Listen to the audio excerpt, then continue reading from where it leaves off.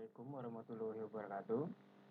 Perkenalkan, nama saya Almendari Sandi Priyatama. Nomor induk mahasiswa saya adalah 19143111034. Saya adalah seorang mahasiswa Fakultas Teknik, jurusan Teknik Informatika di Universitas Bhayangkara Surabaya. Video kali ini akan berisi materi-materi yang berkaitan tentang penggunaan aplikasi bernama Cisco Packet Tracer. Untuk selengkapnya, mari kita lanjut ke video selanjutnya.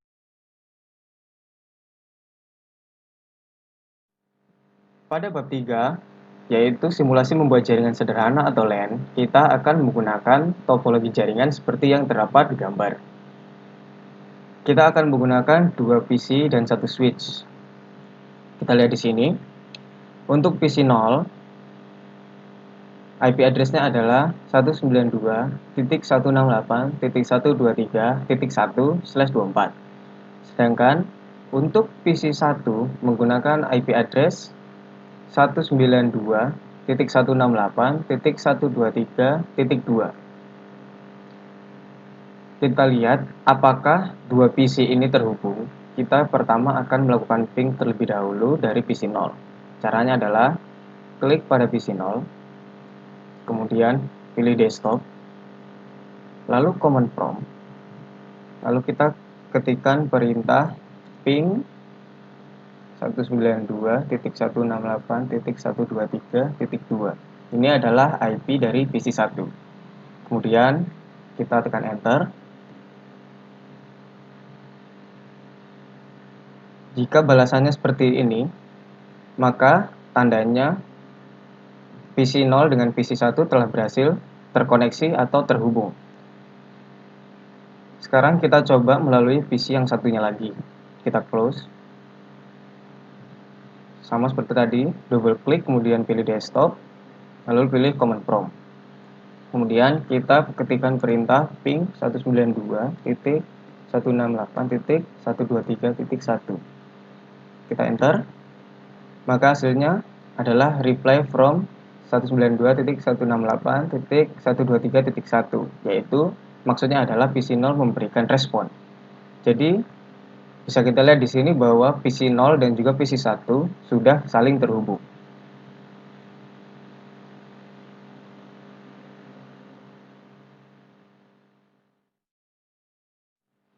Pada bab 4 kali ini, materinya akan sama seperti bab yang ketiga tadi. Namun bedanya di sini adalah kita menggunakan wireless. Bisa kita lihat di sini, topologi jaringannya sama, kita membutuhkan 2 PC. Yang berbeda adalah sekarang kita menggunakan access point. Caranya agar PC 0 dan PC 1 ini terhubung melalui wireless, maka kita bisa lihat di sini, kita klik physical. Di sini portnya sudah diganti, yang mana sebenarnya tadi portnya adalah seperti ini. Yang mana tadi portnya adalah seperti ini. Ini adalah port aslinya, cuman karena ini menggunakan kabel, maka jadinya kita harus menggantinya. Caranya seperti tadi, matikan PC-nya, kemudian kita drag ini ke kiri, kemudian kita cari WMP 300N, kemudian kita drag ke sini. Ini adalah modul atau interface wireless. Kemudian kita nyalakan lagi. Lalu kita lihat dia akan langsung terhubung seperti ini. Untuk PC 0, di sini dia menggunakan IP acak karena interface-nya telah diganti. Sekarang kita ganti IP-nya dengan cara klik pada PC, kemudian tekan desktop, kemudian IP configuration, lalu kita ganti ke static.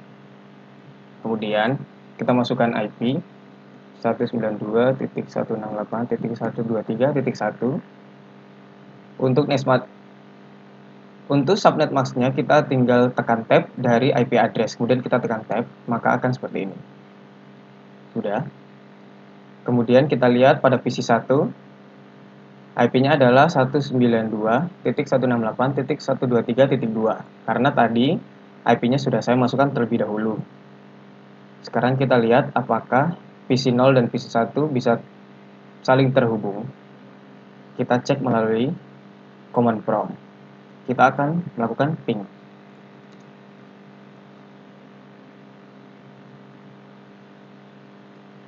Kita enter. Jawabannya adalah reply from IP PC1. Maka artinya PC0 dan PC1 telah terkoneksi. Kemudian kita coba di PC lainnya. Kita pakai command prompt. Kemudian kita ping IP address dari PC0. Kemudian kita enter. PC1 merespon seperti ini. Jadi, kedua PC tersebut telah berhasil terhubung.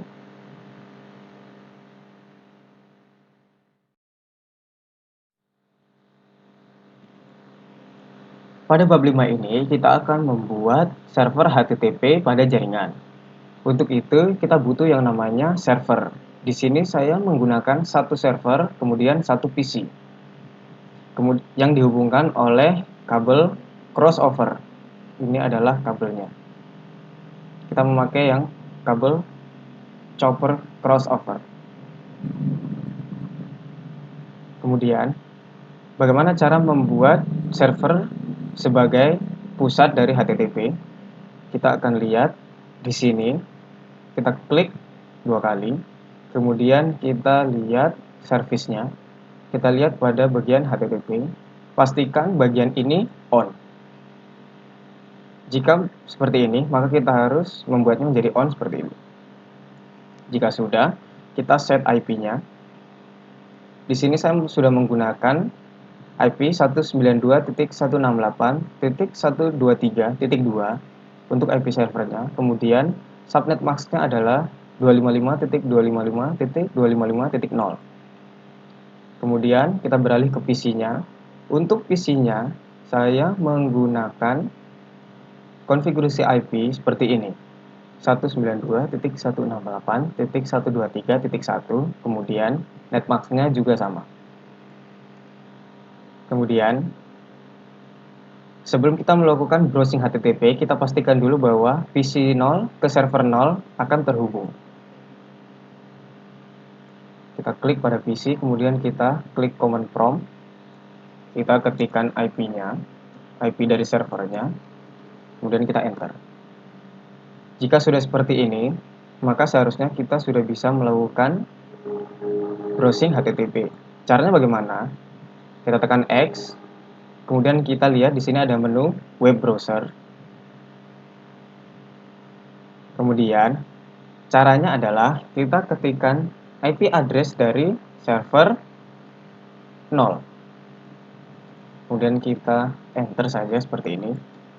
Maka akan muncul halaman HTTP seperti ini. Dengan begini sudah bisa dikatakan bahwa PC 0 sudah bisa melakukan browsing HTTP pada server 0.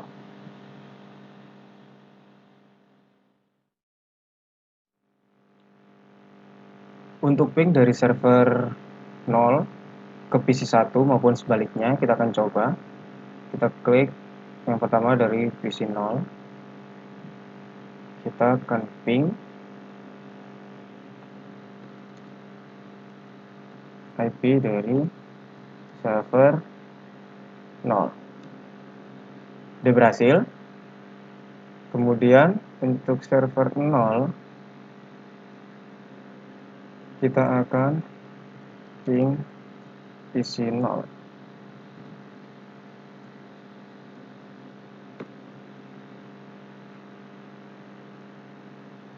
Berhasil. Jadi jawabannya adalah PC 0 ke server 0 bisa terkoneksi dengan ping, kemudian server 0 ke PC 0 juga bisa terhubung dengan perintah ping.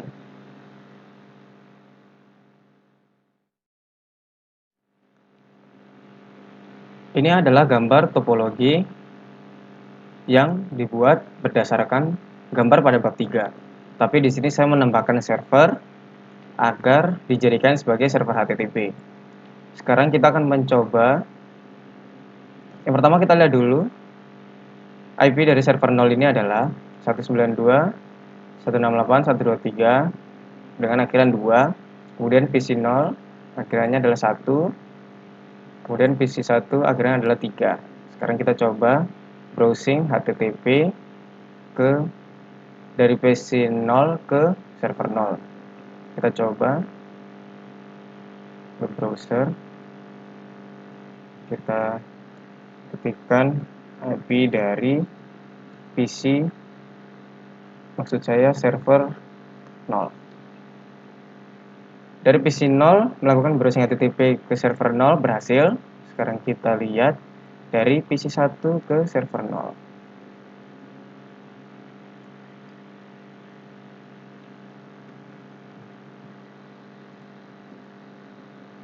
Kita coba. Dan berhasil. Jadi, kesimpulannya adalah dari PC 0 maupun PC 1 bisa melakukan browsing HTTP ke server 0.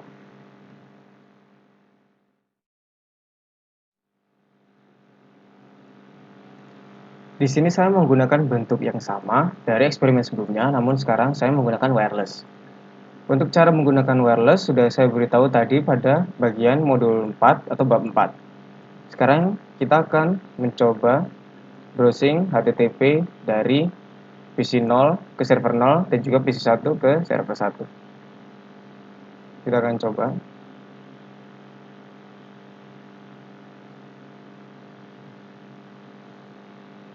Kita coba akses HTTP. Berhasil, dari PC 0 ke server 0 berhasil. Kemudian dari PC 1 ke server 0, kita ketikkan kembali IP dari server 0 dan berhasil. Jadi pada mode wireless sekalipun, untuk browsing HTTP dari PC 0 ke server 0 dan juga PC 1 ke server 0 bisa dilakukan. Untuk bab 6 kali ini kita akan membuat server DHCP pada jaringan. Untuk topologinya kita membutuhkan satu server, kemudian terdapat 5 PC dan juga satu switch.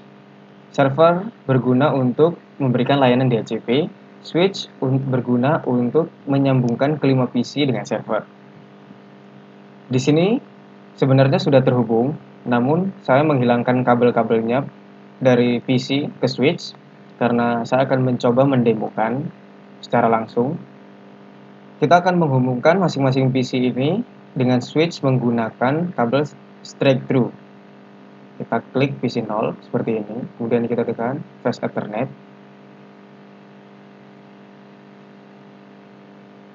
Kemudian kita tekan seperti ini, lakukan hal yang sama seperti PC 0.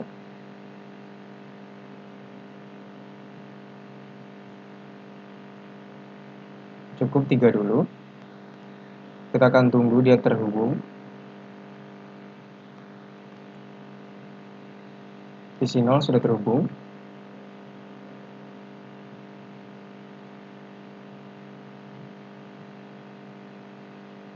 PC 1 sudah terhubung. PC 2 sudah terhubung. Sekarang kita pertama lihat di server 0 terlebih dahulu. Bagaimana caranya membuat layanan DHCP pada server? Kita klik server. Kemudian di sini terdapat service, kemudian di sini terdapat DHCP, kita klik DHCP. Jika Anda baru akan menyeting DHCP, maka aslinya di sini adalah off. Namun karena saya sudah membuatnya, jadi di sini sudah on. Kemudian kita lihat di sini start IP address, maksudnya adalah DHCP ini akan memberikan IP kepada PC mulai dari IP berapa. Di sini saya menggunakan awalan 192, 168, 123, dan 10. Jadi di sini PC yang pertama akan menerima IP dari DHCP server adalah yang awalannya 10. Kemudian untuk subnet masknya adalah seperti ini. Kemudian untuk maksimum number of users kita bisa tentukan berapa saja. Di sini saya mengaturnya agar hanya 5 saja yang menjadi maksimum untuk server DHCP. Kemudian jika sudah, kita langsung klik add. Setelah itu, kita coba ke PC yang pertama.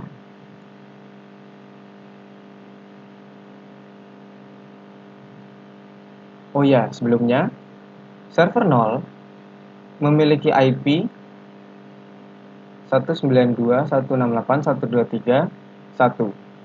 Sebenarnya IP-nya berapapun saja boleh, cuma di sini saya menggunakan IP dengan kelas C seperti ini. Kita langsung saja ke PC 0, kemudian ke configuration. Kita ubah menjadi static terlebih dahulu, kemudian kita klik yang DHCP. Dia akan start mulai di 10, sama seperti yang terdapat pada server tadi. Kemudian kita close. Kita coba berpindah ke PC 1.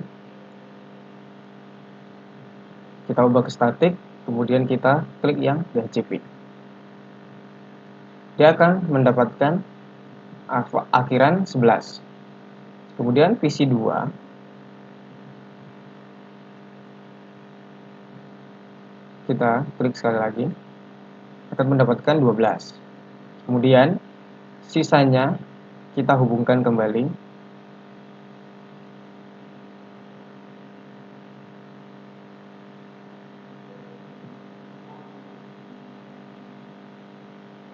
Kita tunggu agar terkoneksi.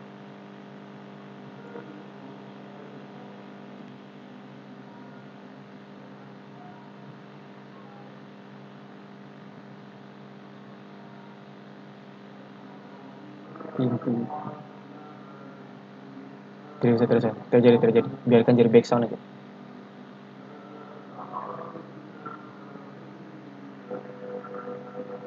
PC 3 sudah terhubung.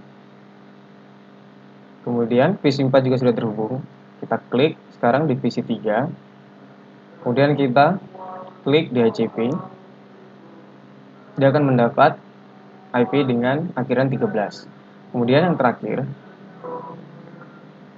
terakhir kita klik DHCP-nya. Kemudian dia akan mendapat IP 14. Jadi, maksud dari DHCP server ini adalah gunanya untuk memberikan IP secara otomatis kepada PC yang terhubung dengan server. Tidak peduli PC duluan mana yang akan terhubung, maka dia akan mendapat IP secara berurutan. Misalkan, yang pertama terhubung adalah PC 0 dan PC 4. PC 0 akan otomatis mendapat IP 10, kemudian PC 4 akan mendapatkan IP yang berakhiran 11. Seperti itu. Jadi bukan dari nomor PC-nya, melainkan siapa duluan yang terhubung ke server.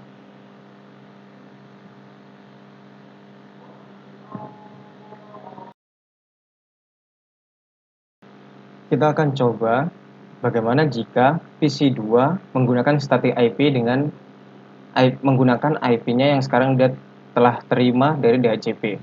Kita akan samakan IP yang sekarang dia telah terima pada mode DHCP, tetapi kita akan gunakan itu sebagai IP static. Kita lihat di sini.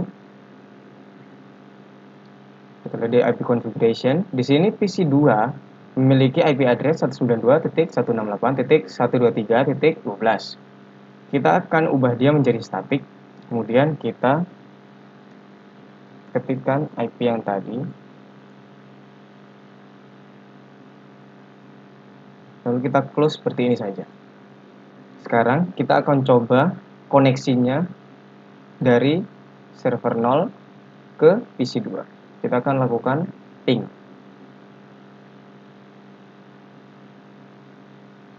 Kita akan ping ke PC 2. Kita lihat. Dia tetap akan membalas atau merespon tes terkoneksi dari server 0. Karena menurut saya sendiri, dikarenakan IP yang terdapat pada PC 2 masih di range yang mana DHCP memperbolehkan koneksi IP.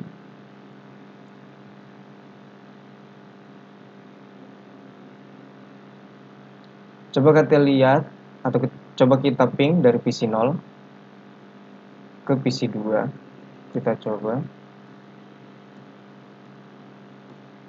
Dia tetap terkoneksi. Jadi menurut saya, walaupun pada mode DHCP ada salah satu PC yang menggunakan IP statik, dia tetap akan bisa terkoneksi jika IP-nya masih berada pada kelas yang sama.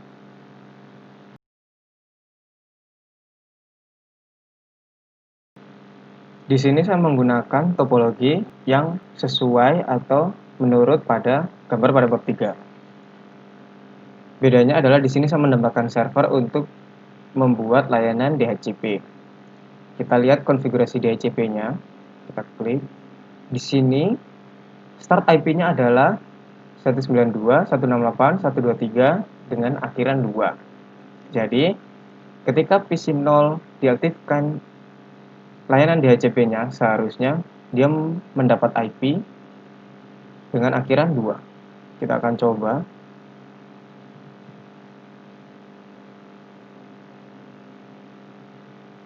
Berhasil. Kemudian kita coba pada PC 1. Dia juga berhasil.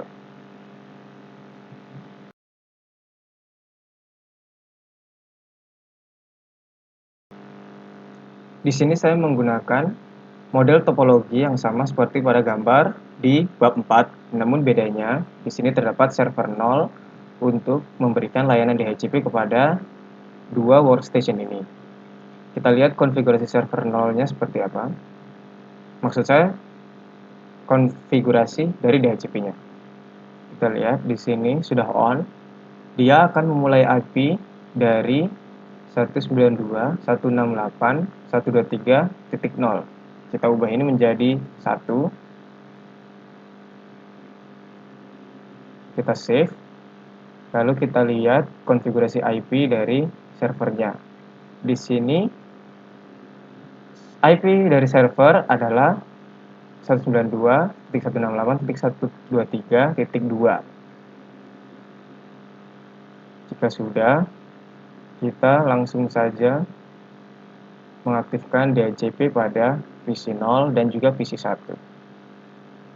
Kita lihat di sini, kita langsung aktifkan saja. Dia akan mendapat IP 1 dengan akhiran 1. Kemudian untuk PC 1 maksud saya memiliki akhiran 3, dikarenakan tadi yang akhiran 2 sudah dipakai atau digunakan oleh server 0. Jadi, pada mode wireless pun DHCP server tetap bisa dilakukan dari server dan pada kedua PC tersebut.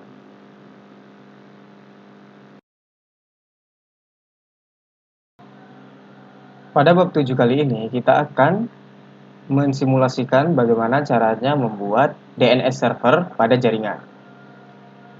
Di sini, saya menggunakan 2 server dan juga 1 PC serta 1 switch untuk menghubungkan antara PC, server 0, dan juga server 1.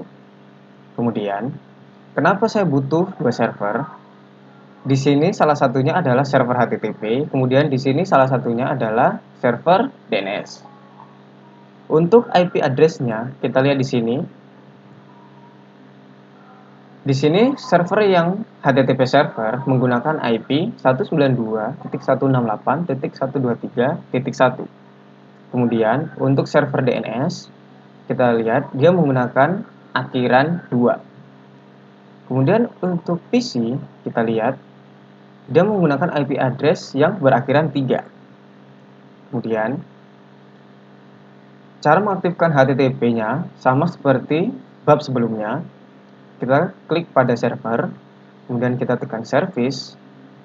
Di sini ada HTTP, kemudian jangan lupa radio button ini dibuat menjadi on. Kemudian untuk server DNS-nya, kita tinggal klik pada server 1.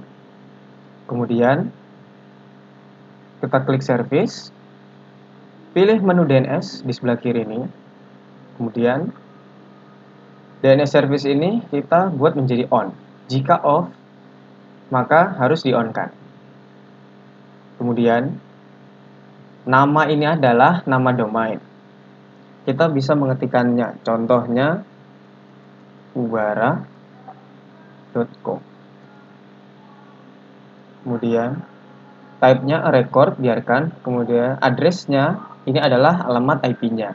Kita masukkan 168.23. Misalkan 2.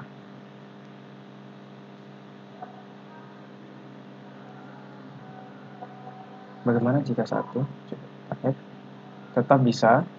Berarti di sini awalnya saya sudah membuat surabaya.com dengan IP pada server 1 atau server HTTP.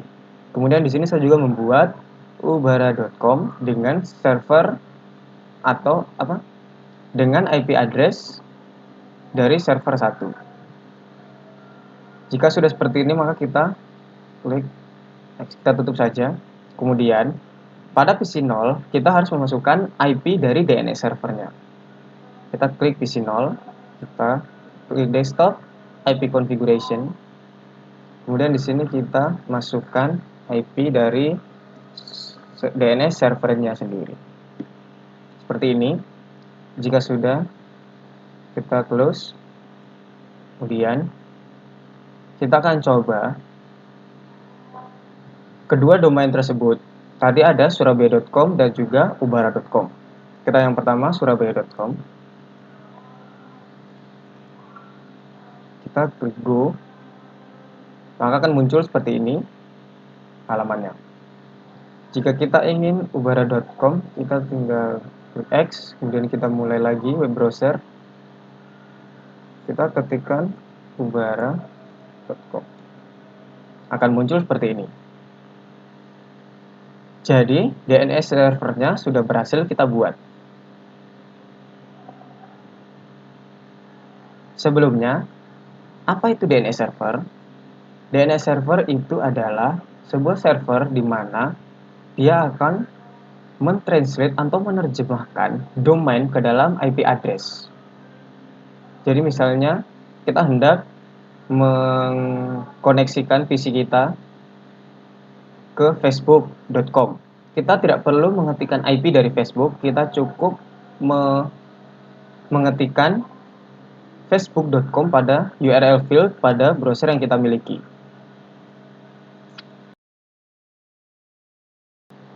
Bagaimana jadinya jika DNS server tidak kita masukkan ke dalam PC 0? Maksud saya adalah bagaimana jika IP dari DNS server tidak kita masukkan pada PC 0? Apakah tetap bisa melakukan browsing? Kita coba. Kita klik PC 0, kemudian kita klik IP configuration. Kita akan menghilangkan IP dari DNS server. Kemudian kita close. Lalu kita klik lagi PC 0, kemudian kita tekan web browser. Coba kita masukkan IP-nya.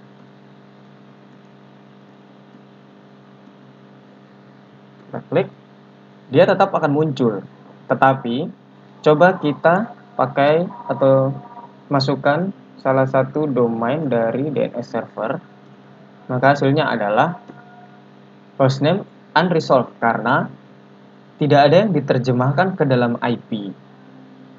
Tidak ada satupun domain yang diterjemahkan ke dalam IP, makanya dia tidak bisa mengetahui ini domain terhubung pada IP address yang mana. Sedangkan tidak ada yang terhubung pada domain tersebut. Jadi seperti itu.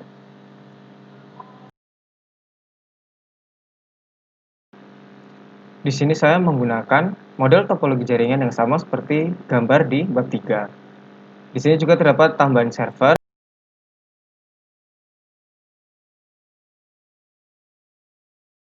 DNS kepada kedua PC tersebut. Kita lihat pada server 0, layanan HTTP-nya sudah menyala. Kemudian DHCP-nya kita lihat. Dia akan start IP dari akhiran IP 2, kemudian subnet masknya adalah 255.255.255.0, lalu maksimum number usernya adalah 3. Jangan lupa service-nya di on. Kemudian ini adalah IP dari DNS server.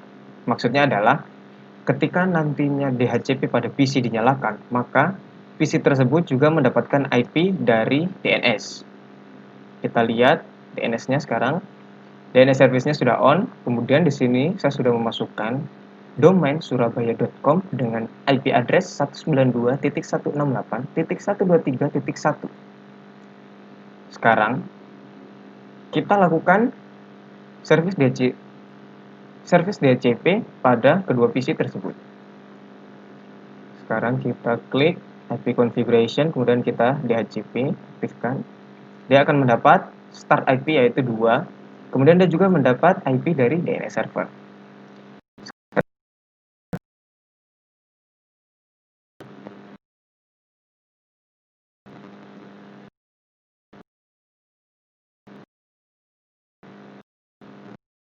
Kita lihat IP configuration-nya, kemudian kita klik DHCP.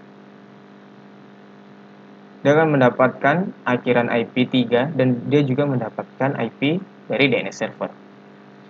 Kemudian setelah ini kita akan melakukan browsing HTTP menggunakan IP dan juga domain pada salah satu server.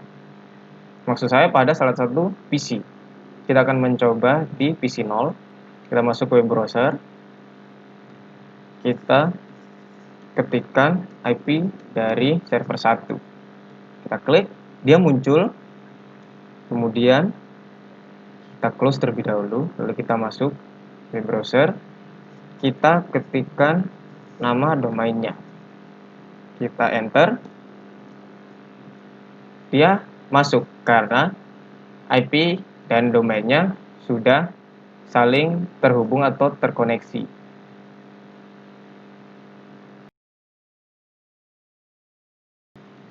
Di sini saya menggunakan model topologi yang sama seperti pada bab 3. Namun bedanya di sini adalah saya tidak menggunakan switch melainkan menggunakan access point, yang mana berarti konektivitas antar PC ke server menggunakan mode wireless. Di sini terdapat server yang mana server ini berfungsi menyediakan layanan HTTP, DHCP, dan juga DNS untuk kedua PC ini. Nah, sekarang kita lihat servisnya. HTTP-nya on, DHCP-nya on, DNS servernya adalah 123.1, lalu start IP-nya adalah 123.1. Di sini kita ubah menjadi 2 karena IP dari server ini adalah 1. Kemudian maximum number of user-nya adalah 3. Kita save. Kemudian DNS-nya surabaya.com dengan IP yang sama dengan IP di server 0. Selanjutnya, kita langsung saja konfigurasikan maksud saya adalah DHCP pada kedua PC ini. Kita lihat IP configuration pada PC 0 adalah, lihat, berhasil. Dia melakukan awalan 2 dengan dia juga mendapatkan IP dari DNS server. Lalu pada PC 1 kita klik DHCP, maka dia akan mendapat akhiran IP 3 dan juga dia pun mendapat IP dari DNS server. Sekarang kita akan mencoba membrowsing HTTP di salah satu PC. Di sini kita memakai PC 1. Kita buka web browser. Kita ketikkan surabaya.com. Dia akan muncul begini. Berarti HTTP, DHCP, dan juga DNS-nya sudah berfungsi dengan baik pada PC 1. Hal ini pasti juga akan berlaku pada PC 2 karena mereka memiliki konfigurasi yang sama.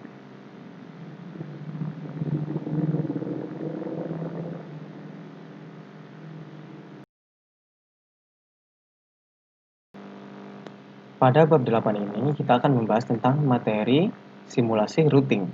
Pertama-tama, apa itu routing?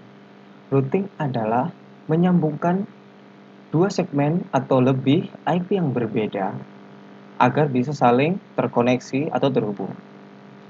Contohnya adalah, misalnya IP kelas C adalah 192.168 sekian. Kita akan menghubungkan dengan IP kelas A di mana awalan IP kelas A tersebut adalah 10.10.sekian. Logikanya, IP kelas B Logikanya, IP kelas C dan kelas A tidak mungkin bisa terhubung. Makanya ada alat bernama router yang membuat semuanya menjadi punggir. Untuk itu, mari kita lihat di sini. Di sini saya sudah menyusun topologi jaringan yang mana terdiri atas 2 buah PC, 2 buah switch, dan juga 1 buah router. Yang pertama kita lihat di sini PC 0 menggunakan IP address 192.168.1.2. Kemudian PC 1 menggunakan IP address 10.0.0.1. Ini adalah IP kelas A. Secara ilustrasi menggambarkan bahwa network pada interface sebelah kanan, ini adalah interface sebelah kanan, berarti dia masuk ke interface IP kelas A. Kemudian di sebelah kiri adalah interface dari IP kelas C. Kemudian kita lihat di sini, yang pertama adalah kita lihat di situ terdapat fast Ethernet 0/0 di mana 192.168.13/24 adalah IP dari router tersebut yang terhubung dengan fast Ethernet 0/0. Kemudian fast Ethernet 0/1 adalah 10.0.0.5. Kenapa ada dua? Karena dia menghubungkan dua area network. Jadi, bagian 192.168.1.3 adalah gateway dari interface sebelah kiri, sedangkan yang 10.0.0.5 adalah gateway untuk interface sebelah kanan. Jadi seperti itu. Jadi intinya adalah di sini kita atur IP, kemudian di PC 0 juga kita atur IP yang berbeda. Kemudian pada router sesuaikan IP tersebut dengan PC yang sudah kita konfigurasikan IP-nya. Jadi misalnya PC adalah kelas C, maka gateway-nya di sebelah kiri ini harus kelas C, kemudian jika ini kelas A, maka gateway sebelah sini harus kelas A juga. Untuk memudahkannya, kita akan langsung mengetes koneksinya. Kita coba dari PC 1 ke PC 0. Seperti biasa, klik PC, desktop, lalu command prompt. Kita akan ping PC 1, enter. Dia akan merespon seperti ini jika telah terkoneksi. Kemudian kita akan mencoba PC 1 menuju PC 0. Kita ping, lalu kita enter. Dia akan merespon seperti ini. Tandanya PC 0 sudah terhubung menuju PC 1 dan juga sebaliknya.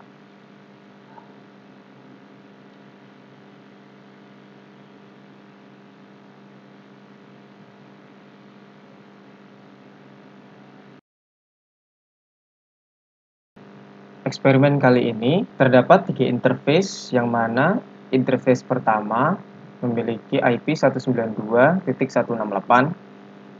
interface kedua 192.167, dan juga interface ketiga 10.10. Di sini saya sudah cantumkan PC 0 IP-nya berapa, server 0 IP-nya berapa, dan gateway-nya IP-nya berapa. Gateway ini berada pada router yang mengarah ke switch 0 ini. Kemudian PC 1 IP-nya seperti ini, PC 2 server 1 seperti ini, dan gateway router seperti ini. Lalu PC 2 server 2 dan gateway IP-nya seperti ini. Lalu kita akan mengakses DNS server, yang mana dalam DNS server terdapat domain surabaya.com dan juga ubara.com.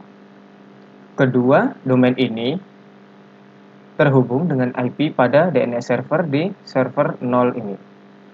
Sekarang, yang ingin kita buktikan adalah kita akan mengakses HTTP atau domain dari semua PC yang ada. Jadi, PC 0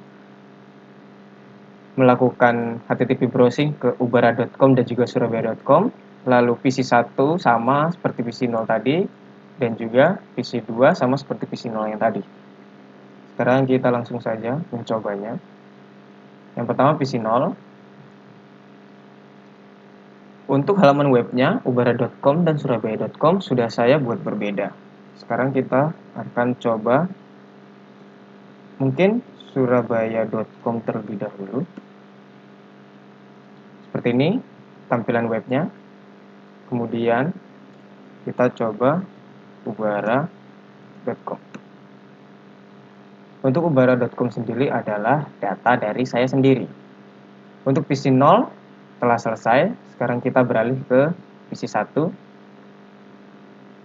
Kita masuk ke web browser. Kita coba surabaya.com.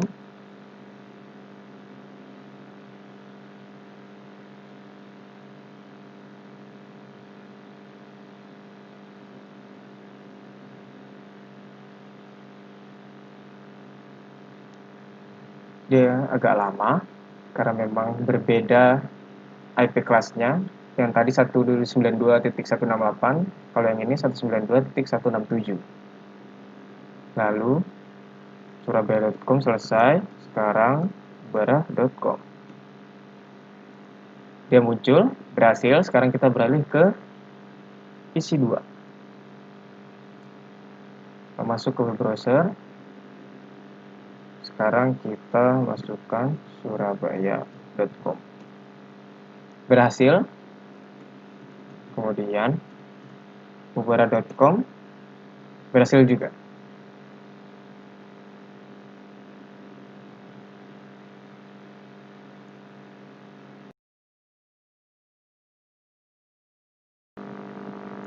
Di bab 9 ini kita akan sedikit menjelaskan tentang apa itu routing dinamis. Routing dinamis sendiri sesuai dengan namanya dinamis artinya selalu berubah. Jadi, routing dinamis berfungsi untuk membuat tabel routing secara otomatis terus-menerus tanpa harus diubah secara manual, seperti routing statik. Ini akan memudahkan admin server agar jika terdapat perubahan pada IP address, dia tidak perlu harus mengkonfigurasi manual dari awal. Jadi, biarkan saja maka PC atau mungkin ada perubahan tersebut akan secara otomatis dikonfigurasi. Kita lihat di sini. Di sini terdapat PC 0 dan juga PC 1, kemudian terdapat 2 switch dan juga 2 router. Kita lihat PC 0 mempunyai IP address 192.168.1.11. Kemudian yang di sebelahnya PC 1 mempunyai IP address 192.168.10.201. Kemudian kita lihat routernya memiliki IP. Yang pertama fast Ethernet 0/0 adalah 192.168.10.1. Lalu serial 0/1/0 memiliki IP address 10.10.10.2. Lalu kita lihat di bagian sini. Fast Ethernet 0/0 memiliki 192.168.1.1, kemudian serial 0/1/0 memiliki IP address maksud saya 10.10.10.1. Kenapa di sini berbeda? Tujuan dari routing dinamis sendiri adalah agar jika terdapat pengiriman paket misalnya dari PC 0 ke PC 1, router akan memberikan jalan mana yang bisa meneruskan paket tersebut ke PC 1 lebih cepat. Jadi, gunanya router pada routing dinamis ini adalah untuk memudahkan atau melancarkan pengiriman paket dari PC 0 ke PC 1. Sekarang kita coba tes koneksi. Kita klik PC 1, kemudian kita klik desktop, lalu kita ping. Untuk IP dari PC1 kita lihat tadi IP dari PC1 adalah 192.168.10.201. Langsung saja.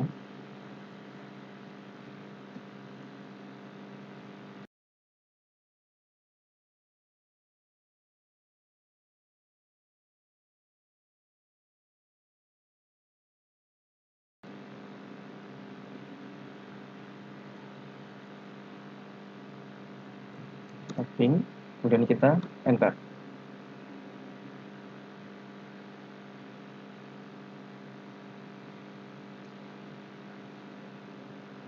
Kita coba lagi karena terdapat request timeout. Di sini maksud dari request timeout kenapa? Karena dia mungkin mengalami kebuntuan atau tidak bisa menentukan jalur mana yang tercepat, lalu dia sudah menemukan jalur mana yang bisa digunakan agar bisa mengirimkan perintah ping dari PC1 ke PC0 dengan lebih cepat. Kita ulangi lagi pingnya, maka dia akan langsung mereply semuanya karena sudah ditemukan jalur mana yang lebih cepat.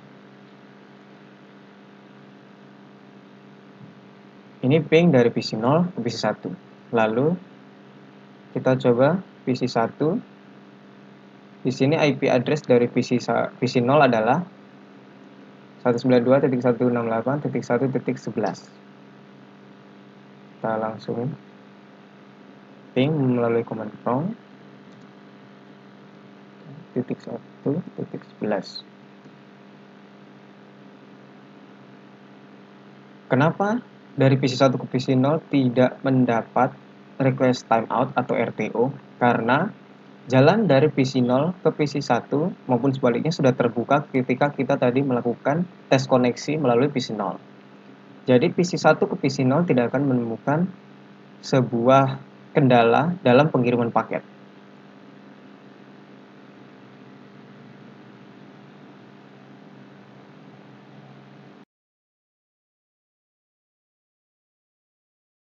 Langkah yang belum disebutkan pada konfigurasi di bab 9 adalah tentang menginput gateway pada kedua PC.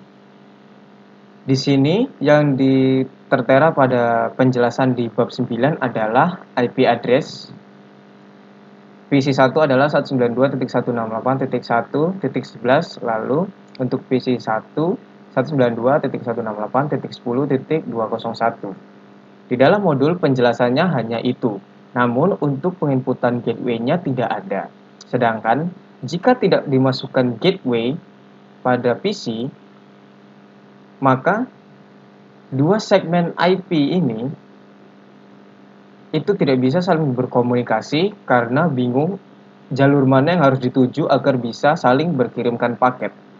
Jadi, penginputan gateway pada proses routing itu sangat penting agar koneksi bisa berjalan dengan lancar tanpa adanya gangguan dari PC0 ke PC1.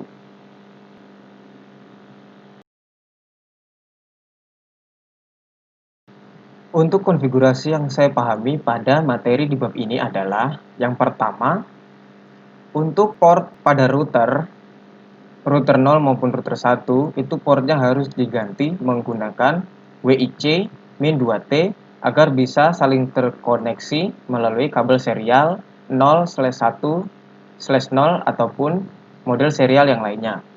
Kemudian untuk konfigurasi router, baik router 0 maupun router 1 itu gunanya adalah untuk menginputkan IP address dan juga subnet mask ke dalam router. Lalu untuk bagian routing RIP itu dimaksudkan agar bagian network dimasukkan. Maksud saya adalah interface yang dimasukkan ke dalam router. Menurut saya adalah seperti itu. Kemudian untuk PC sama seperti biasanya, tetapkan IP-nya, tetapkan subnet mask-nya, kemudian input default gateway-nya, maka kedua PC ini akan bisa saling berkomunikasi walaupun berada pada segmen IP yang berbeda.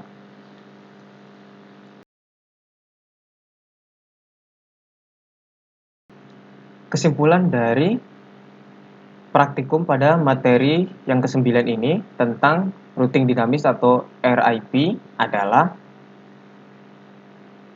pada routing dinamis, admin server atau yang mengelola server tidak perlu melakukan konfigurasi secara manual ketika ada perubahan yang terjadi pada IP, karena pada router tersebut sudah dikonfigurasi agar siap menerima perubahan-perubahan ini secara otomatis.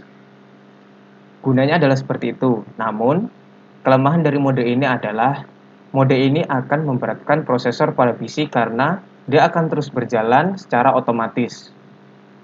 Itu adalah kesimpulan yang saya bisa berikan pada praktikum di materi bab ke-9 ini.